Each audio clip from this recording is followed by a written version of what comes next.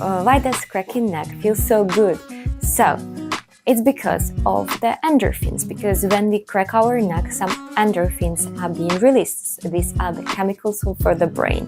So the second thing is also the effect, because when we crack our neck, we can reduce temporarily stiffness, range of motion.